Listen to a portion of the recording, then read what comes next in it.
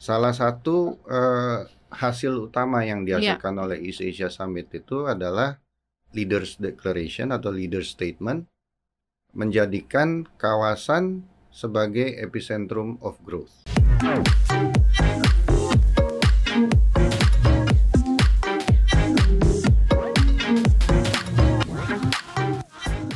Ya, di kesempatan kali ini saya bakal ngobrol-ngobrol bersama dengan Duta Besar atau Wakil Tetap Republik Indonesia untuk ASEAN, Bapak Dery Aman. Pak Dery, apa kabar? Kabar baik. Terima kasih banyak Pak sudah datang di Cuap-Cuap Cuan CNBC Indonesia. Ya, dengan senang hati untuk ketemu dengan Sobat Cuan ya. Sobat Cuan, udah langsung ini ya Pak ya, Sobat Cuan ya Pak ya.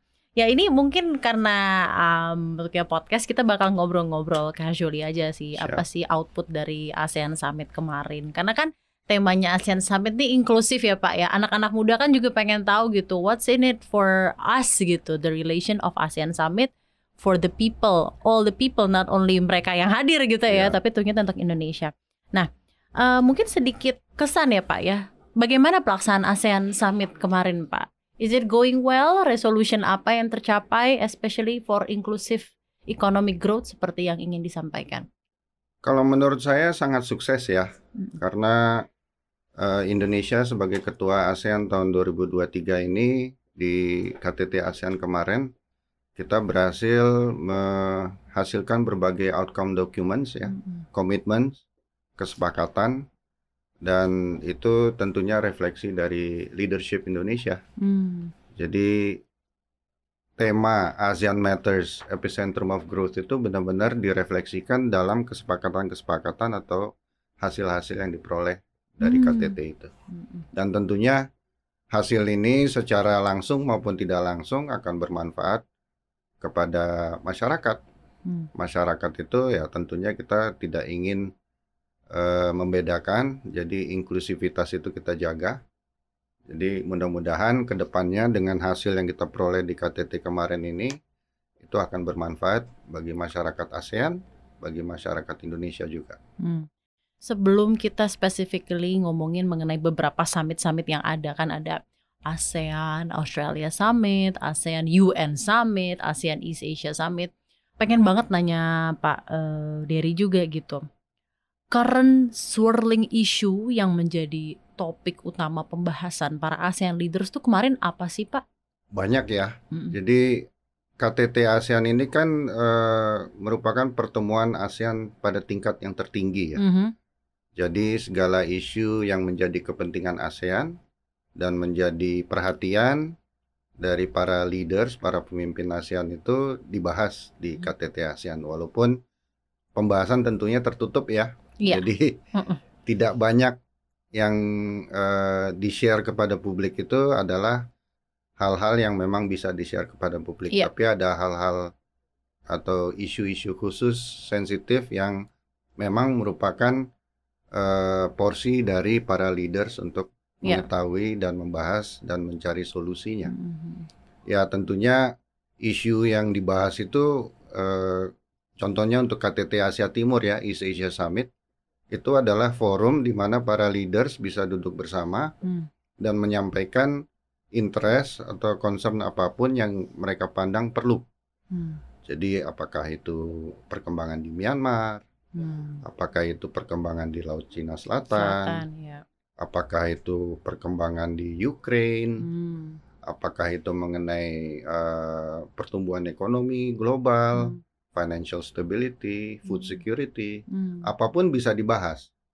Jadi dari EAS itu, East Asia Summit, diharapkan dari diskusi para leaders ini terdapat suatu kesimpulan langkah ke depan tuh sebaiknya seperti apa. Itu tadi karena Bapak juga udah mention langsung tentang East Asia Summit, tentunya pertanyaan dari saya berikutnya, yang dirumusin apa sih Pak di pertemuan East Asia Summit, akhirnya output dari pertemuan itu? Somehow kan karena East Asia ini ada China ya Pak ya, dan kita juga tahu current ini China lagi, ya kita bisa bilang tidak baik-baik saja. After pandemi COVID-19 kan sepertinya dia momentum pemulihan ekonomi dia tidak sebaik itu, knowing dari ekspornya dia juga turun terjun, impornya juga, terus dia juga ada somehow tension gitu ya, mental perang dingin gitu dengan Amerika dan lain-lain. Gimana Pak kemarin ya akhirnya? Jadi East Asia Summit ini sangat unik ya dalam konteks dia bagian dari ASEAN-led mechanism, yaitu mekanisme yang dipimpin oleh ASEAN. Jadi ASEAN 10 dan 8. 8 ini kan ada Rusia, ada Amerika, ada China, ada ROK, ada Jepang, ada Australia dan New Zealand. Jadi kalau dilihat negara-negara itu bisa dikatakan negara-negara yang sangat penting untuk kawasan kita, kawasan ASEAN, kawasan Indo-Pasifik. Jadi dengan East Asia Summit ini sekali lagi forum strategis di mana para leaders duduk bersama untuk membahas berbagai isu yang berkembang. Nah, salah satu hasil utama yang dihasilkan oleh East Asia Summit itu adalah Leaders Declaration atau Leaders Statement, menjadikan kawasan sebagai epicentrum of growth.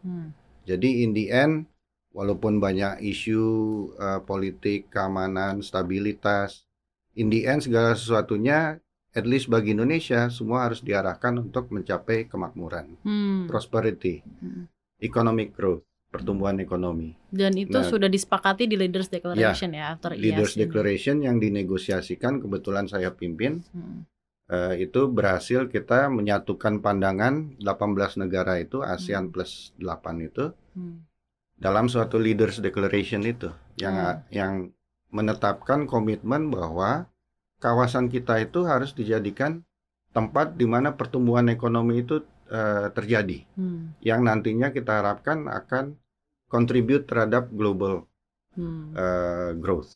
Jadi sesuai dengan ketemaan epicentrum of growth itu ya Pak ya. Nah, Pak Dery tadi karena Bapak bilang menyatukan pandangan gitu ya Pak.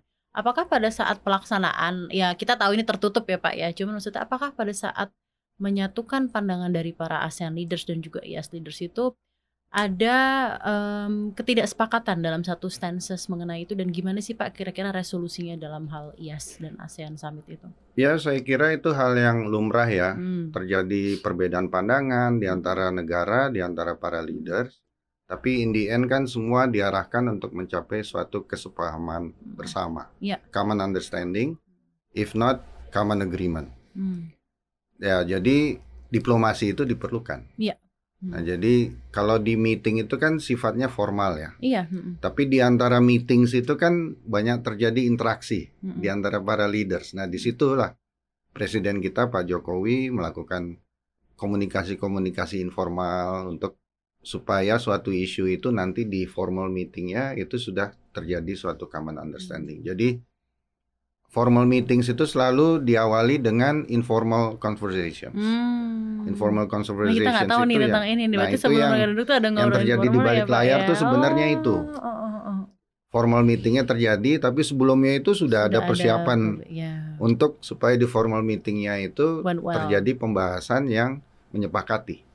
Nah, saya dan teman-teman semua yang termasuk di dalam proses informal itu, gitu. Untuk memastikan bahwa begitu di leaders meeting yang formal meeting itu segala sesuatunya mulus.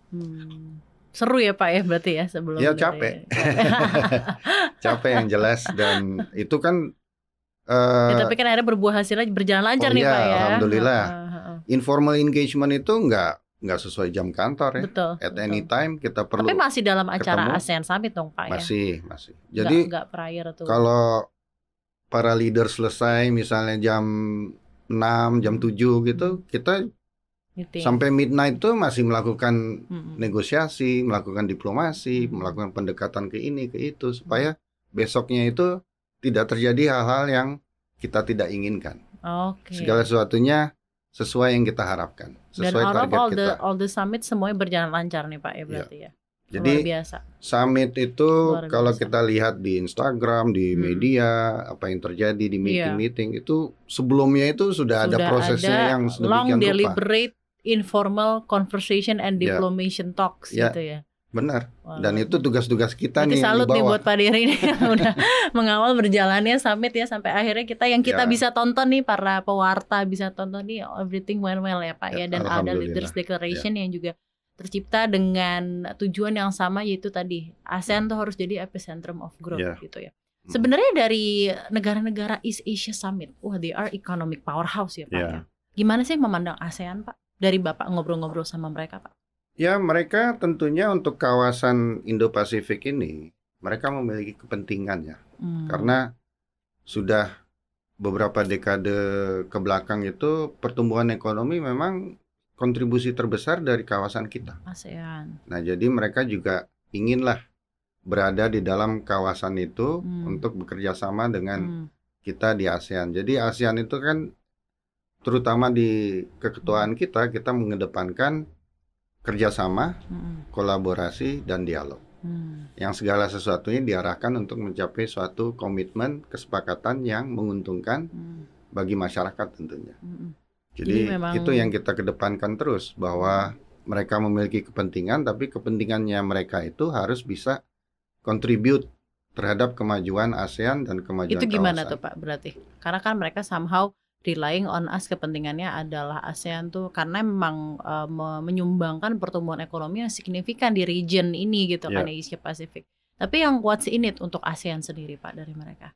Untuk ASEAN ya tentunya kita kan berkolaborasi dengan mereka, berbagai program, berbagai proyek dapat kita kembangkan bersama mereka. Mereka tentunya memberikan dukungan expertise, ada yang memberikan dukungan bantuan finansial. Karena mereka memang lebih baik developed countries ya Pak dibanding developing countries ya. Mereka kan beda sama ASEAN dimanapun yang 8 itu bisa dikatakan developed countries ya. Iya.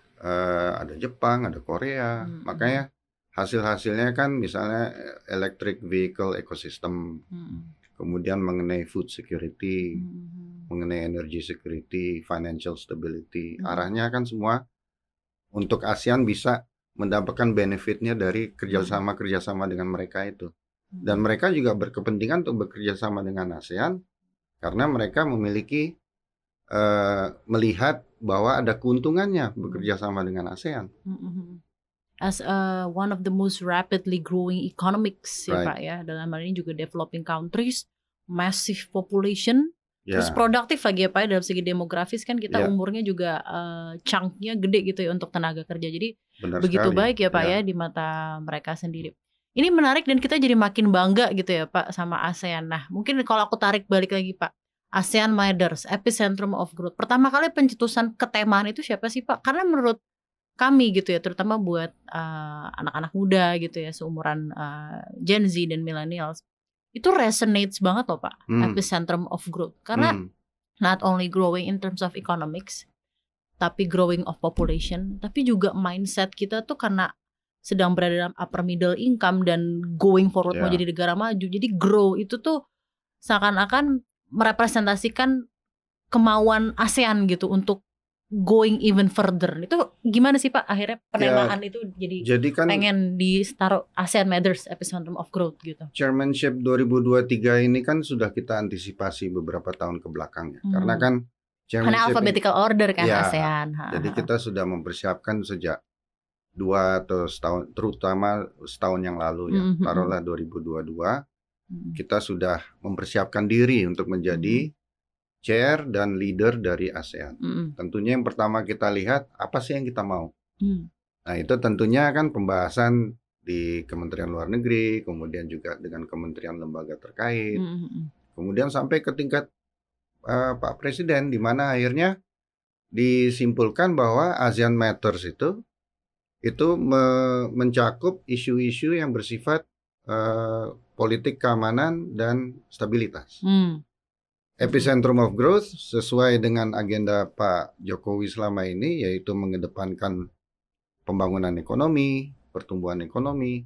Epicentrum of Growth itu yang merepresent agenda-agenda ekonomi itu. Jadi secara keseluruhan selain politik keamanan dan kestabilan yang menjadi agenda tetap ASEAN sejak pembentukannya tahun 67 kan, itu sekarang Bangkok, kita juga deklarasi Bangkok itu ya, Pak. Dan sekarang kita inklusifkan atau kita link dengan untuk bidang ekonominya apa? Karena bidang ekonomi ini yang benar-benar bisa dirasakan oleh masyarakat, termasuk sobat cuan kita. Mereka juga bertanya kan, apa sih ASEAN nih? Apa sih manfaatnya buat kita? Makanya dari Epicentrum of Growth itu kita upayakan manfaat untuk mereka-mereka ini. Karena di sana juga ada selain ekonomi juga sosial budaya. Iya. Bagi ASEAN itu kan pilarnya kan ada 3 ya, Polkam, ekonomi, dan sosial budaya. Nah, epicentrum of growth itu merepresentasikan pilar ekonomi dan sosial budaya. Sosial budaya ini youth di situ. Iya. Youth, education, environment. Jadi untuk teman-teman kita, sobat-sobat cuan, mungkin dari segi youth dan education-nya yang kita kedepankan juga. Ini luar biasa sih, keren banget, epicentrum of growth ASEAN Matters. Sampai banget gitu loh Pak, dan katanya itu singkat tapi nyampai banget apa yang sih sebenarnya mau diomongin gitu di summit ini. Nah Pak, masih mengenai East Asia Summit dan 8 negara gitu, 8 countries yang included in those 8 countries di East Asia Summit.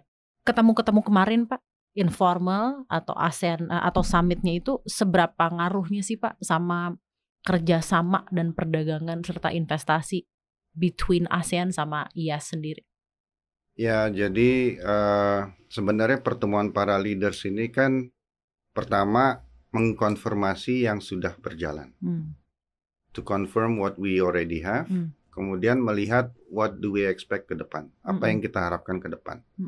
Jadi selain isu-isu yang bersifat geopolitik, geoeconomics, kerjasama, perdagangan, investasi itu juga menjadi salah satu agenda utama selama ini. Jadi EAS itu ada 16 priority areas ya. Dan dari 16 priority areas itu trade and investment termasuk di situ. Jadi trade and investment itu juga tetap merupakan salah satu agenda utama. Karena juga sesuai dengan temanya epicentrum of growth itu berkaitan dengan financial stability, food security, energy security, trade and investment. Jadi sekali lagi para leaders itu bisa menentukan dia mau bicara mengenai apa yang menjadi perhatian dan kepentingannya. Dan trade and investment menjadi salah satu pembahasan utama. Dan itu nantinya kalau para leader sudah menetapkan komitmennya, itu harus kita terjemahkan pada level-level seperti saya. Contohnya gimana tuh Pak? Ya, jadi kalau ada komitmen peningkatan trade and investment, kemudian kita nanti melihat bagaimana caranya, apa yang perlu dilakukan. Jadi memang segala sesuatunya ada prosesnya. Tapi in the end yang kita harapkan adalah komitmen para leaders itu bisa kita konkretkan dalam program-program dan proyek-proyek yang konkret. Nah karena tadi Bapak sebut proyek juga, ada nggak sih Pak proyek strategis yang memang lagi dikerjain bareng Indonesia atau ASEAN sendiri sama negara-negara di East Asia? Banyak. Jadi yang terlahir dari kemarin Pak, apa udah ada rencana setelah terlahir dari udah dan di KTT ASEAN kemarin kan kita juga menyelenggarakan side event ya, apa yang kita namakan ASEAN Indo-Pacific Forum. AIPF. Ya, AIPF. Apa implementation of AOIP, ASEAN Outlook on Indo-Pacific. Nah, itu adalah bentuk konkret dari implementasi AOIP itu dalam bentuk proyek-proyek. Nah, nanti kalau mau dilihat datanya ada, itu sudah ada tuh ratusan proyek yang diidentifikasi berdasarkan kerjasama ASEAN dengan partnersnya, mitranya. Nah, itu banyak, ada infrastruktur, ada energi, ada food security, dan itu semua ada nilainya. Nilainya itu saya lupa ya datanya, tapi itu dalam jumlah besar. Benar-benar pertemuan 2 hari kemarin ya Pak ya di AIPF itu ya Pak. Yang karena di Hotel Mulia itu. Kita juga ke sana terus kayak ngelihat ada pemaparan booth-booth BUMN gitu ya ke ASEAN leaders. Nah, jadi itu konkretnya di situ tuh. Kita berupaya KTT ASEAN ini kan sifatnya pembahasan politis ya. Pembahasan pada tingkat tinggi. Nah, kemudian kita coba konkretkan dalam bentuk yang implementatif, yang langsung bisa terlihat manfaatnya dalam bentuk taruhlah dalam bentuk cuan ya, US dollarnya itu ada di AIPF itu, di ASEAN Indo-Pacific Forum itu. Nah, untuk pengawalan ke depannya Pak, after ASEAN Summit, after AIPF ini, gimana sih caranya mengawal implementasi dari berjalannya kesepakatan-kesepakatan ini untuk akhirnya ya ultimately bisa membawa kemajuan buat economic growth di ASEAN sendiri Pak? Ya, itu tentunya menjadi tugas kita bersama ya, Hmm. terutama di pemerintahan untuk bagaimana mensecure atau mengamankan komitmen-komitmen yang kita sudah peroleh selama tahun 2023 ini selama keketuaan Indonesia tetap berlanjut. Karena tahun depan kan sudah berubah nih, chairmanship-nya ke Laos. Tapi kita juga harus tetap memperhatikan bahwa komitmen yang kita peroleh di tahun 2023 ini akan terus berlanjut ke depan. Nah, itu tugas kita Indonesia sebagai pemrakarsa di tahun 2023 ini, apa yang kita peroleh di 2023 ini akan terus berlanjut di dalam agenda-agenda ASEAN ke depan. Jadi memang setelah pertemuan kemarin itu it's not the end of obviously masih ya walaupun udah di-pass on ke Laos tapi tetap harus ada pengawalan ke depan ya Pak kita dalam tetap implementasi itu ya. Taruhlah merimain Laos bahwa kita masih ada komitmen ini yang kita peroleh tahun lalu untuk kita implementasikan sama terus. Kayak pas G20 Summit kemarin ada GETP itu ya Pak yang kemarin dibahas lagi itu juga ya Pak ya sempat ya di ASEAN Summit. Jadi, itu ya. Istilahnya gini, tahun ini kita memperoleh berbagai hasil nih, komitmen-komitmen, kesepakatan-kesepakatan. Tentu ada yang bisa langsung dilaksanakan, ada yang perlu tindak lanjutnya tertentu. Nah, itu yang kita harus amankan. Supaya benefitnya in the end ya kita peroleh cuan-cuan itu. Dan tentunya untuk economic growth ya Pak ya kan, epicentrum of growth tadi kan ketemaannya. Pak, ini ada pertanyaan tentunya dari netizen teman-teman Sobat Cuan ya. Ini kemarin sempat dibahas. Indonesia tuh bisa bikin Amerika Serikat, China, dan Rusia kompak tuh Pak di East Asia Summit. Apa sih something yang tersirat dari kehadiran mereka di Indonesia dan ASEAN Pak? Apa makna dari kehadiran mereka semua dan bisa duduk bareng making a resolution, a unified resolution bareng-bareng? Gimana Pak dari segi diplomatiknya? Ya kalau dari segi hubungan internasional ya itu kan merupakan refleksi dari kepercayaan taruhlah 3 negara itu ya terhadap kepemimpinan Indonesia di ASEAN tahun ini. Itu pertama. Kedua, tentunya juga itu refleksi dari mereka memiliki kepentingan yang positif terhadap ASEAN. Kemudian yang ketiga mungkin ya ASEAN berhasil menawarkan atau menjadikan diri ASEAN itu sesuatu yang menarik bagi mereka untuk mereka bekerja sama dengan kita. Jadi adanya East Asia Summit itu sendiri itu sesuatu yang sangat signifikan bagi ASEAN karena belum tentu ada forum lain yang kayak gitu. Iya, di mana kita bisa mengundang dan para leaders dari 8 negara itu datang duduk bersama ASEAN untuk membahas berbagai isu strategis, berbagai isu yang mengedepankan pertumbuhan dan pembangunan di ASEAN. Itu sesuatu yang signifikan. Tapi adakah pihak ASEAN yang juga sampaikan Pak ke mereka mengenai ketegangan yang kita tahu sedang melanda between China dan mereka? Kita sampaikan lah concern kita apa yang Pak? terjadi di Ukraine, apa yang terjadi di Myanmar. Kita juga meminta pemahaman mereka, dukungan mereka bahwa ASEAN memerlukan bukan dalam bentuk dukungan langsung ya, tapi at least mereka ikut menciptakan situasi, suasana di mana Myanmar bisa keluar dari krisis itu. Untuk Laut Cina Selatan juga kita tentunya menyampaikan bagi ASEAN yang paling penting adalah terjadinya stability di kawasan Laut Cina Selatan itu, di mana itu tentunya merupakan urat nadi perekonomian kan. Apa yang terjadi di Laut Cina Selatan sesuatu yang kurang baik itu akan berpengaruh kepada epicentrum of growth itu kan. Dong.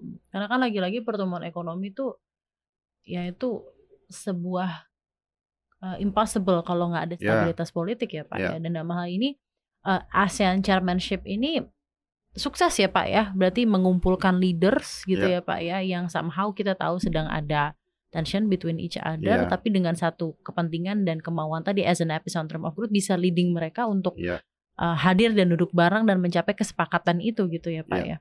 Jadi kan ada istilah convening power ya. Jadi jelasin Indonesia, Pak itu Pak biar teman-teman pada tahu Indonesia Pak. tentunya selama menjadi chair ini kita mengedepankan convening power itu, yaitu kekuatan di mana kita menjadi host. Menjadi host orang-orang untuk datang maksudnya, untuk para leaders ini datang, negara-negara ini datang untuk membahas sesuatu yang bermanfaat bagi tidak saja mereka tapi buat kita ASEAN. Jadi convening power ini yang dilihat juga oleh mereka terhadap chairmanship Indonesia tahun ini. Berarti ya somehow quite relatable sama November lalu ngadain G20 gitu ya. Those convening power yang berusaha di-carry lagi ya Pak ya, di ASEAN Summit dan Indonesia Chairmanship gitu ya benar. Pak. Nah Pak, dalam hal diplomasi nih Pak ya, positioning Indonesia sebagai chairman November lalu jadi G20 gitu ya. Tahun ini ASEAN Summit gitu ya. Itu kan incredible opportunity Pak. Kadang dalam satu kepemerintahan tuh nggak bisa tuh dapat tuh satu G20 satu ASEAN gitu ya Pak. Benar. Dari personal opinion Bapak gitu ya Pak ya. Kan Bapak diplomats lah gitu ya. Personal opinion Bapak merasa chairmanship Indonesia tuh bagus dan sukses tuh kuncinya apa sih Pak, selain tadi carrying convening power atau mungkin juga selain chairmanship Pak Jokowi juga yang memang keren dan dia diplomatik. Apa sih Pak the recipe gitu Indonesia sukses nih ngadain G20 ASEAN Summit yang pada nyatanya padahal Pak Jokowi memulai note speech-nya tuh dengan bilang dunia sedang tidak baik-baik saja gitu. Tapi dia ngajak semua mau datang semua loh Pak. Itu gimana tuh Pak? Benar-benar. Ya pertama kalau saya sih melihatnya benar apa yang dikatakan Pak Jokowi ya. Kita harus selalu ingat Indonesia itu negara besar. Dengan menjadi negara besar itu Indonesia harus mampu untuk mengedepankan bahwa ya benar Indonesia negara besar. This is what we are going to do. Kita menjadi chair dari G20, kita menghasilkan hal-hal yang bermanfaat. Menjadi chair dari ASEAN tahun ini, kita menghasilkan hal-hal yang bermanfaat. Nah tentunya pertama leadership ya. Leadership dari mulai yang paling atas, Pak Jokowi ke bawah, Bu Menlu, dan terus ke bawah, itu memiliki spirit yang sama. Bahwa kita ingin menunjukkan bahwa Indonesia mampu menunjukkan diri sebagai convening power, sebagai pemerakarsa, menelurkan ide-ide yang bermanfaat, dan itu kita upayakan dapat dihasilkan. Nah dengan semangat itulah akhirnya semua pihak, the whole government dari Republik Indonesia ini bersatu menjalankan itu semua. Nah tentunya memang dalam hal ini Bu Menlu, Kementerian Luar Negeri memiliki peran yang sangat strategis untuk bisa bersama-sama semua ini the whole government bergerak ke sana. Kalau menurut saya sih itu kekompakan, soliditas, melihat visi yang sama, yang ingin kita capai adalah kesuksesan dan menunjukkan bahwa memang when it comes to Indonesia we can show something different, we can provide things that are important to the people, to the world, to the region of course. Itu mungkin semangat yang ada. Karena kita dari pewarta juga kangen nih Pak. Kan kita kan ngeliput G20, ngelihat ASEAN Summit, kayaknya itu seru banget gitu Pak ya. Ya buat teman-teman media sih seru ya. Buat kita ya tense ya. Tense ya. Iya. Kita tense tapi senang puas kan ya Pak ya. Setelah ini kita puas. Tapi selama proses itu berlangsung, terutama saya melaksanakan negosiasi ya untuk IAS Leader Statement itu. Itu luar biasa ya Pak ya. Sebulan lebih itu prosesnya. Ada meetingnya 1,5 jam ya Pak ya iya. Dan itu concluded pada pagi sebelum IAS Summit itu. Selesai. Jadi pas akhirnya dimulai sama Pak Jokowi itu paginya baru ini ya, Pak, paginya baru kita conclude, semua agree bahwa teksnya seperti ini. Dan ya alhamdulillah. Seru memang. Iya seru ya Pak ya, seru tense tapi puas ya Pak ya, terus semua berjalan lancar ya Pak. Nah Pak ya mungkin terakhir Pak, sebulan lebih informal ngomongin mengenai leading up to East Asia Summit. Akhirnya berjalan lancar alhamdulillah, 1,5 jam pertemuan langsung ASEAN leaders dan East Asia leaders. Apa yang tertuang ke depannya bakal gimana Pak hubungan ASEAN dan East Asia? Itu aja Pak. Terutama buat kita-kita ya Pak ya pasti.